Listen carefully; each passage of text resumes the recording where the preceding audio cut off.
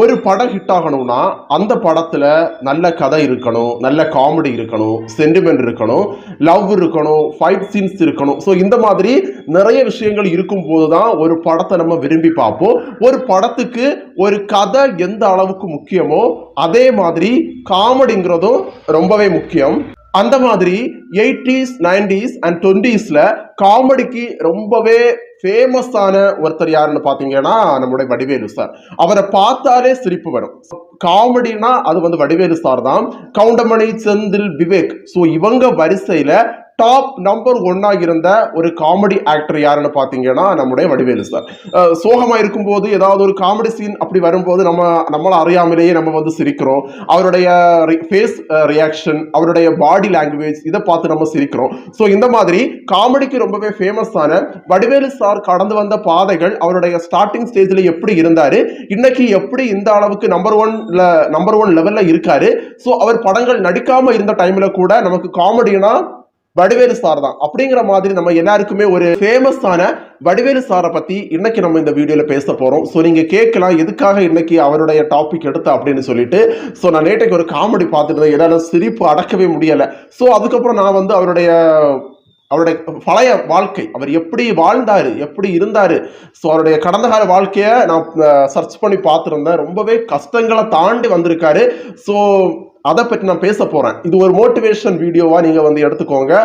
வாங்க வீடியோவை ஸ்டார்ட் பண்ணலாம்.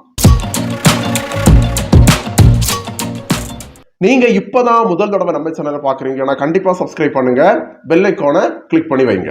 1960 வருஷம் செப்டம்பர் 12 மதுரையில வடிவேலு சார் பிறக்கிறாரு. ஸோ அவருக்கு வந்து பாத்தீங்கன்னா நிறைய பிரதர்ஸ் இருக்காங்க. பிரதர்ஸ் அப்படி நிறைய பேர் இருக்காங்க. சின்ன வயசுல பாத்தீங்கன்னா பிளாக், ஸோ ரொம்ப கருப்பா இருந்திருக்காரு. அவங்க ஃபேமிலியிலேயே இவர் தான் நல்ல கருப்பு. அப்போ ஸ்கூல் போகும்போது என்ன சொல்லுவாங்க, இப்போ கூட நம்ம கருப்பா இருக்கக்கூடிய ஒருத்தங்களை பார்த்தா சொல்லுவோம் காக்க, அப்புறம் வந்து கருமை, கருப்பை, கருவாப்பைய அப்படிங்கிற மாதிரி எல்லாம் சொல்லுவோம். ஸோ மதுரையில வந்து மேக்சிமம் வந்து கருவாப்பைய அப்படிங்கிறது வந்து ரொம்ப யூஸ் பண்ணுவாங்க. அந்த கருவாப்பைங்கிற வார்த்தை, அதுக்கப்புறம் வந்து காக்க, ஸோ அந்த வார்த்தை வந்து யூஸ் பண்ணுவாங்க. ஒருத்தங்க வெள்ளையா இருந்தா கொக்கு, வெள்ளையே அப்படிங்கிற மாதிரி எல்லாம் நம்ம பேர் சொல்லி கூப்பிடுவது வழக்கம். அதே மாதிரி வடிவேலு சார் வந்து சின்ன வயசுல ஸ்கூல் போகும்போது பிளாக்கா இருந்ததால என்ன சொல்றாங்கன்னா வடிவேல வந்து கருவாப்பைய அப்படிங்கிற மாதிரி சொல்றாங்க. ஸோ இதனால அவர் என்ன பண்றாருன்னா ஸ்கூலுக்கு அந்த அளவுக்கு போகல, படிப்புல அந்த அளவுக்கு இன்ட்ரெஸ்ட் கிடையாது. சின்ன வயசுல ஏதாவது நடிக்கணும் அப்படிங்கிற மாதிரி சின்ன சின்ன தெருக்கூத்து, சின்ன சின்ன நாடகங்கள் நடிக்கிறாரு. பெரிய நடிகனா வரணும் அப்படிங்கிறவருடைய ஆசை கிடையாது. நடிக்கணும் அவ்வளவுதான். ஒரு சின்ன ஒரு பார்ட் டைம் ஜாப்னு வச்சுக்கோங்களேன். நடிக்கிறதுங்கிற ஒரு பார்ட் டைம் மாதிரி, ஏதாவது சின்ன சின்ன ரோல்ஸ் பண்றது அந்த மாதிரி. மெயின் ஒர்க் என்னன்னு பாத்தீங்கன்னா இவருடைய அப்பா வடிவேலு சாருடைய அப்பா வந்து கண்ணாடி கடை, ஐ மீன் இந்த போட்டோ ஃப்ரேம் பண்ணக்கூடிய கடை வந்து வச்சிருக்காங்க. ஸோ அந்த கடையில சின்ன சின்ன ஹெல்ப் பண்றது அந்த மாதிரி ஒர்க் போயிட்டு இருக்கு. கொஞ்ச நாள் தாண்டி இவருடைய இளமை பருவம் வரும்போது இவருடைய அப்பாவுக்கு என்ன ஆகுதுன்னு பாத்தீங்கன்னா உடம்புக்கு முடியாம ஆகுது. அப்போ வந்து இவருடைய அப்பாவை வந்து காப்பாற்றணும் அப்படிங்கிற சுச்சுவேஷன் வரும்போது பினான்சியல் ரீதியா ரொம்ப கஷ்டப்படுறாங்க. பணம் இல்லாம ரொம்ப கஷ்டப்படுறாங்க. இவருடைய அப்பா வந்து இறந்து போறாரு. அப்பா இறந்ததுக்கு அப்புறம் குடும்பம் இன்னும் ரொம்பவே கஷ்டப்படுது. அந்த டைம்ல இவருக்கு என்னன்னு பாத்தீங்கன்னா மொத்தத்திலே படிப்பு வேண்டாம் அப்படின்னு சொல்லிட்டு அந்த கண்ணாடி கடையை வந்து நடத்திட்டு வராங்க. தன்னுடைய கூட ஒர்க் பண்ணக்கூடிய ஒரு ஒர்க்கர்ஸுக்கு வந்து சேலரி கொடுக்கணும். ஸோ அந்த டைம்ல ரொம்ப கஷ்டப்படுறாரு. இந்த மாதிரி இருக்கிற டைம்ல வடிவேலுடைய வாழ்க்கையில ஒரு டேர்னிங் பாயிண்ட் மாதிரி ஒன்று வருது.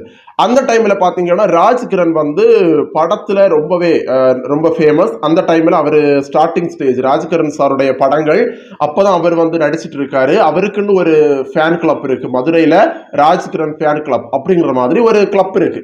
ஸோ அந்த மதுரையில ஒருத்தருக்கு கல்யாணம், ஒரு ராஜ்கிரனுடைய ரசிகனுக்கு கல்யாணம். அந்த டைம்ல அந்த ரசிகன் என்ன பண்றாருன்னா ராஜ்கிரனை கூப்பிடாரு. சென்னையில இருந்து மதுரைக்கு கல்யாண வீட்டுக்கு ராஜ்கிரனை கூப்பிடும் போது ராஜ்கிரன் சென்னையில இருந்து மதுரைக்கு வராங்க. ஸோ அந்த டைம்ல வந்து ட்ரெயின்ல தான் வருவாங்க. ட்ரெயின் வந்து டெய்லி இருக்காது, என்னைக்காவது ஒரு நாள் தான் இருக்கும். ஐ மீன் இன்னைக்கு ஒரு ட்ரெயின், நாளைக்கு ஒரு ட்ரெயின், அந்த மாதிரி தான் இருக்கும். அப்போ ராஜ்கிரண் இங்க ஊருக்கு வந்து மதுரைக்கு வந்தாருன்னா அவருக்கு நாளைக்கு தான் போக முடியும். அப்போ ராஜ்கிரண் மதுரைக்கு வராரு, வந்து கல்யாணத்தை அட்டன் பண்றாரு. அட்டன் பண்ணிட்டு அந்த கல்யாணம் முடிஞ்சு நாளைக்கு தான் போகணும். அப்போ அவருக்கு வந்து போர் அடிக்கும். அப்போ ராஜ்கிரனோட ரசிகன் சொல்றாரு, என்னுடைய ஃப்ரெண்டு ஒருத்தன் இருக்கான், நான் அவனை கூப்பிடுறேன், உங்களுக்கு நல்லா டைம் பாஸ் ஆகும், நல்லா பேசுவான் அப்படின்னு சொல்லிட்டு வடிவேலு சாரை கூப்பிடுறாங்க அந்த ஹோட்டலுக்கு, ராஜ்கிரண் தங்கி இருக்கக்கூடிய ஹோட்டலுக்கு. அப்போ வடிவேலு சார் வந்து அவரை பாக்குறாரு. அப்போ இவருக்கு வந்து படம் நடிக்கணும்னு ஆசை ஒன்றும் கிடையாது, அவர்கிட்ட சான்ஸ் கேட்கணும் அப்படிங்கிற மாதிரி ஆசை ஒன்றும் கிடையாது. ஜஸ்ட் அவருக்கு ராஜ்கிரனுக்கு டைம் பாஸுக்காக வடிவேல வந்து கூப்பிட்டு வைக்கிறாங்க. ரூம்ல வந்து நல்லா காமெடியா பேசுறாரு, நல்ல ஃப்ரெண்ட்லியா பழகுறாரு. ராஜ்கிரண் சாரும் நல்லா பழகுறாரு அப்படிங்கிற மாதிரி போயிட்டு இருக்கு. அதோட ராஜ்கிரனும் போயிடுறாங்க, வடிவேலு சாரும் போயிடுறாங்க. அதோட முடியுது. அதுக்கப்புறம் வடிவேலு சார் வந்து அவருடைய ஒர்க்கை பார்த்துட்டே இருக்காரு. அவருடைய ஃபேமிலி, அவருக்கு என்ன ஆசைன்னா நம்ம வேலை செஞ்சு குடும்பத்தை பார்க்கணும். நம்ம இந்த கண்ணாடி ஃப்ரேம், போட்டோ ஃப்ரேம் பண்ணக்கூடிய கடையில் வரக்கூடிய வருமானத்தை வச்சு நம்ம ரொம்ப நல்லா இருக்கணும் அப்படிங்கிற மாதிரி இந்த ஒர்க்ல இருக்காங்க.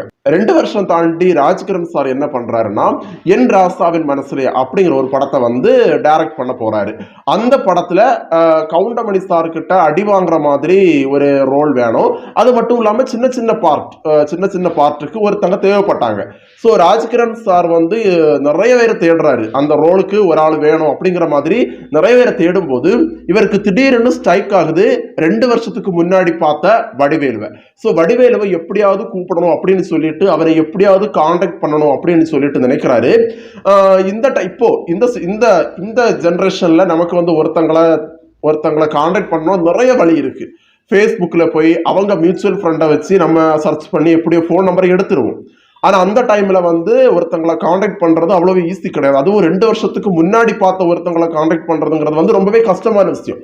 ஸோ என்ன பண்றாங்க அப்படின்னா அந்த இன்விடேஷனை வந்து தேடுறாரு. ஸோ இன்விடேஷன்ல வந்து முன்னாடி ஃப்ரம் டு அதை வந்து சீல் அடிச்சிருப்பாங்க. ஃப்ரம் டு எழுதி கொடுக்கும் போது நம்ம லெட்டர் அனுப்புவோம்ல, முன்னாடி கார்டெல்லாம் அனுப்பி வைப்பாங்க. ஸோ அந்த மாதிரி ராஜ்கிரண் சாருக்கு வந்த அந்த கல்யாண இன்விடேஷனை எடுத்து அதுல ஃபோன் நம்பர் இருக்கு. யாருக்கு ஃபோன் நம்பர்? இவருடைய ரசிகருக்கு ஃபோன் நம்பர். ஸோ அவருக்கு காண்டாக்ட் பண்ணி வடிவேலுவை நான் மீட் பண்ணணும், ஒரு படத்துல ஒரு வாய்ப்பு இருக்கு, ஒரு படம் நடிக்கிறதுக்கு ஒரு வாய்ப்பு இருக்கு, அதுக்கு வடிவேலு வேணும் அப்படின்னு சொல்லிட்டு கூப்பிடுறாங்க. ஸோ இதை கேட்டவொன்னு வடிவேலுக்கு வந்து கை கால் நிலத்துல இல்லை. அவருக்கு வந்து எப்படியாவது படம் நடிக்கணும் அப்படிங்கிற மாதிரி ஒரு தாட்டு வந்து சென்னைக்கு போறதுக்கு வந்து ரெடி ஆகிறாரு. ஸோ வடிவேலு சென்னைக்கு போறதுக்கு முன்னாடி வீட்டுல இருந்த எல்லா பாத்திரங்களையும் வித்து தான், ஏன்னா அந்த டைம்ல அவ்வளவு கஷ்டம். நம்ம சென்னைக்கு போனோம்னா எப்படியும் 2-3 நாள் ஆகும், நமக்கு சாப்பாடுக்கு பார்க்கணும், தங்குறதுக்கு பார்க்கணும். இந்த மாதிரி வீட்டுல இருந்த எல்லா பாத்திரங்களையும் வித்து சென்னைக்கு வந்து போறாரு. ஸோ சென்னைக்கு போகும்போது பார்த்தீங்கன்னா இவருக்கு வந்து லாரியில் லிஃப்ட் கேட்டு போறாரு. அப்போ வந்து லிஃப்ட் கொடுக்கும்போது அந்த டிரைவர் சொல்றாரு, நீ ஏன் பக்கத்தில் உட்காந்துருந்தா 25 ரூபா தரணும், மேலே அந்த லாரிக்கு மேலே உட்காந்துருந்தேன்னா நீ 15 ரூபா தரணும் அப்படின்னு சொல்லிட்டு மதுரை டு சென்னைக்கு வந்து வடிவேலு சாரை ஏற்றி கூட்டிட்டு போறாரு. ஸோ அந்த லாரியில போயிட்டு இருக்கும்போது என்ன ஆகுதுன்னா வடிவேலு சாருக்கு பேக்கெட்ல இருந்த அந்த பைசா வந்து பறந்து போகுது. இவர்கிட்ட பைசா இல்லை. ஒரு ஹோட்டலில் சாப்பிட்றதுக்கு இறங்கும் போது பைசா இல்லாம இருக்குது. அப்போ வந்து ரொம்பவே அழுறாரு. அப்போ அந்த ஹோட்டல் இருக்கிற எல்லாரும் இவரை பார்த்து கேலி பண்றாங்க, நீ வந்து ஏமாத்து, நீ வந்து ஃப்ராடு அப்படின்னு சொல்லிட்டு வடிவேலு சாரை திட்டும் போது அந்த டிரைவர் என்ன பண்றாருன்னு பாத்தீங்கன்னா இவருக்கு வந்து யாரும் திட்டாதுங்க, அவரை யாரும் கலாய்க்காதுங்க அப்படின்னு சொல்லிட்டு இவருக்கு சாப்பிட்றதுக்கு வந்து 2 புரோட்டா வாங்கி கொடுக்குறாரு. அதுக்கப்புறம் இவரை கொண்டு போய் சென்னையில இறக்கி ஏவிஎம் ஸ்டுடியோ பக்கத்துல இறக்கி விட்டுட்டு லாரி டிரைவர் போறாரு. அதுக்கப்புறம் லாரி டிரைவர் யாருன்னே தெரியாது. ஏவிஎம் ஸ்டுடியோ உள்ள போகும்போது செக்யூரிட்டி இருப்பாங்க. அவங்க வந்து வடிவேலு சாரை வந்து உள்ளாடி விடல.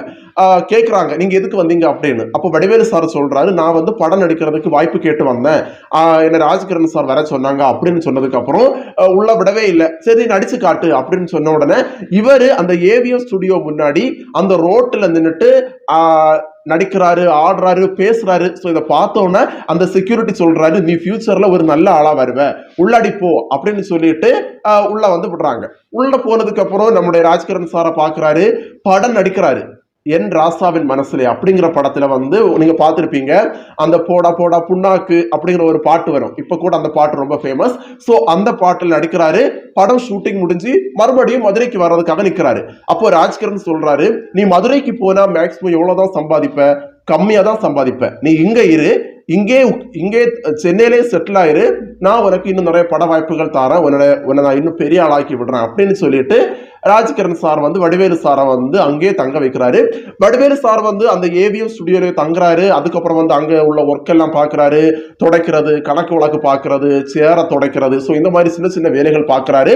ஏவிஎம் ஸ்டுடியோக்கு வரக்கூடிய டைரக்டர்ஸ், ஆக்டர்ஸ் எல்லாரும் வடிவேலு பார்த்து ரொம்பவே வந்து இன்ஸ்பயர் ஆகி அவருக்கு வந்து நிறைய பட வாய்ப்புகள் கொடுக்குறாங்க. இன்னைக்கு உலகமே போற்ற அளவுக்கு, வேர்ல்டே சொல்ற அளவுக்கு ஒரு பெரிய ஒரு காமெடி ஆக்டர். அவருடைய பாடி லாங்குவேஜ், அவருடைய பேச்சு, அவருடைய ஃபேஸ் ரியாக்ஷன், இதை வச்சு இன்னைக்கு வந்து இந்த அளவுக்கு வந்திருக்காரு. ஸோ இதை நம்ம வச்சு பார்க்கும்போது என்னன்னா, நம்ம நம்ம உழைப்புங்கிறது வந்து கரெக்டா கண்டினியூவா இருக்கணும். அன்னைக்கு வந்து சின்ன வயசுல வந்து போட்டோ ஃப்ரேம் கடையில இருந்தவர் ராஜ்கிரண் சார் கிட்ட அன்னைக்கு பேசின விதங்கள், அவர்கிட்ட அன்னைக்கு ஹோட்டல்ல இருக்கும்போது அவர்கிட்ட பழகின விதத்தை வச்சுதான் ராஜ்கிரண் சாருக்கு வந்து ஞாபகம் வந்தது இப்படி ஒருத்தன் இருக்கா அப்படிங்கிறது. சோ அதே மாதிரி நான் என்ன சொல்ல வரேன்னா, நீங்க உங்களுடைய உழைப்ப, உங்களுடைய பேஷன், உங்களுடைய தேவை, நீங்க என்னவோ ஆக விரும்புறீங்க, அதை வந்து ஏதாவது ஒரு இடத்துல நீங்க வெளிப்படுத்தும் போது அது உங்களுக்கு என்னைக்காவது வந்து உங்களை வந்து உயர்த்தி விடும். உங்களுக்கு பாடுற திறமை இருக்கு, அது நீங்க வந்து கண்டினியூவா பண்ணிட்டே இருங்க. கண்டிப்பா எங்கேயாவது என்னைக்காவது ஒரு நாள் யாருக்காவது அது வந்து ஞாபகம் வரும். உங்களுக்கு காமெடி பண்ற டேலண்ட் இருக்குன்னா அதை நீங்க யார்ட்டாவது காட்டுங்க, பேசுங்க. நீங்க பேசும்போது அது எங்கேயாவது உதவும் உங்களுக்கு. இப்போ ஃபார் எக்ஸாம்பிள் வந்து வடிவேலு சார் அன்னைக்கு வந்து அந்த ஹோட்டல்ல போய் அமைதியா இருந்தார் அப்படின்னா ராஜ்கிரனுக்கு வந்து வடிவேலு ஞாபகத்துக்கு வந்திருக்க மாட்டாரு. அன்னைக்கு வந்து ஹோட்டல்ல போய் இவருடைய உண்மையான டேலண்ட் என்னது, பேசுறது, ஏதாவது காமெடியா பண்றது, அந்த மாதிரி பண்ணதால மட்டும்தான் அன்னைக்கு ராஜ்கிரனுக்கு ஞாபகம் வந்து. அதே மாதிரி நான் என்ன சொல்ல வரேன்னா, உங்களுடைய டேலண்ட், உங்களுக்குள்ள என்ன இருக்கோ அதை நீங்க அங்கங்க வெளிப்படுத்துங்க, யாருக்கிட்டையாவது காட்டுங்க. அப்பதான் எல்லாரும் என்னைக்காவது உங்களை ஞாபகம் வரும், உங்களை வந்து கான்டாக்ட் பண்ணுவாங்க. உழைப்பு, ஒரு hard worker Vadivelu, dedicated actor Vadivelu. எதனால சொல்றாங்க அப்படின்னா, ஒரு பெஸ்ட் எக்ஸாம்பிள் நான் சொல்றேன். வின்னர் படம் பார்த்திருப்பீங்க. ஸோ வின்னர் படத்துல வடிவேலுடைய கால் வந்து அவர் நொண்டி நொண்டி நடப்பாரு, நிறைய சீன்ஸ் எல்லாம் அந்த படம் ஃபுல்லாவே அப்படிதான் நடப்பாரு. நம்ம என்ன நினைச்சிருப்போம், அது வந்து அவருடைய ரோல், அப்படிதான் நடிக்கணும் அப்படின்னு. அது கிடையாது. உண்மையாவே அவருடைய கால் வந்து உடஞ்சிருந்தது. ஒரு ஆக்சிடென்ட்ல அவருடைய கால் வந்து உடஞ்சிருந்தது. அதே உடஞ்ச காலோட வந்து நடிச்சிருக்காரு அந்த படத்துல. சுந்தர் சி ஒரு இன்டர்வியூ சொல்லியிருந்தாரு. சோ அந்த மாதிரி ஒரு டெடிகேட்டட், ஒரு முழு மனதோட தன்னை அர்ப்பணிச்சு அந்த சீன்ல வந்து நடிச்சிருப்பாரு. ஸோ இதுதான் வடிவேலு சாருடைய ஒரு ரியல் ஹிஸ்டரி. இது வந்து ஒரு சைடு, வடிவேலு சாருடைய ஒரு பார்ட். இன்னும் நிறைய நிறைய கதைகள் உண்டு அவருடைய வாழ்க்கையில. அவர் சந்திச்ச பிரச்சனைகள், கஷ்டங்கள், கதைகள் நிறைய உண்டு. இது அவருடைய லைஃப்ல ஒரு சின்ன ஒரு பார்ட் மட்டும்தான். அதான் நான் இப்ப ஷேர் பண்ணியிருக்கேன் உங்க கூட. சோ இந்த வடிவேலு சாருடைய இந்த லைஃப் ஸ்டோரியில நம்ம எடுத்துக்க வேண்டிய விஷயம் என்னன்னு பாத்தீங்க அப்படின்னா, அவருடைய டேலண்ட அவர் வந்து ஒரு இடத்துல காட்டுறதால இன்னைக்கு வந்து பெரிய ஆளா இருக்காரு. அதே மாதிரி நீங்களும் உங்களுடைய லைஃப்ல வரக்கூடிய சின்ன சின்ன டேலண்டஸ் வந்து நீங்க காட்டும் போது நீங்களும் பெரிய லெவலுக்கு போயிருவீங்க. பாருங்க அவருடைய வாழ்க்கை எப்படி மாறுதுன்னு பாருங்க. கண்ணாடி கடையில இருக்கிறாரு, யாருன்னே தெரியாத ஒரு லாரி டிரைவர் மூலமா தான் சென்னைக்கே வராரு. அந்த லாரி டிரைவர் அதுக்கப்புறம் அவரை பார்த்ததே கிடையாது, இவரும் அவரை பார்க்கவே இல்லை. ஏதாவது ஒரு வழியில உங்களுக்கு வந்து ஒரு நல்ல லைஃப் கிடைக்கும். யாராலையும் கடவுள் கொடுக்க நினைக்கிறத யாராலும் தடுக்க முடியாதுன்னு சொல்லுவாங்க. உங்களுக்கு ஒரு வாய்ப்பு வருதுன்னா அதை யார் தடுத்தாலும் நிற்காது, எப்படியாவது நீங்க அந்த லெவல்ல போய் அடைவீங்கன்னு சொல்லிட்டு உங்க உழைப்ப போடுங்க, வாழ்க்கையில வெற்றி அடையுங்க வடிவேலு சார மாதிரி. இந்த வீடியோவோட நான் கிளம்புறேன். நாளைக்கு மறுபடியும் உங்களை சந்திக்கிறேன். பபாய்.